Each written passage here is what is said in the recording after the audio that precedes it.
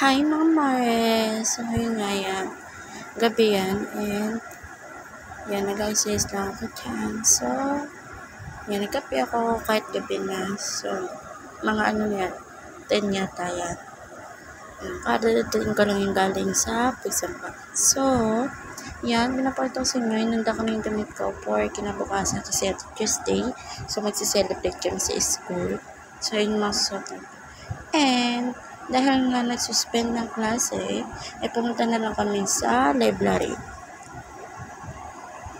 So, maganda naman, marami naman magbasa. Kaso nga lang, nasa taas yung LP list. So, gusto sana namin basahin. Kaso nga lang, nagmamadali na kami dyan kasi pauwi na kami. Ayan, kinuha lang namin yung mga gusto namin basahin. And, maganda yung library kasi maraming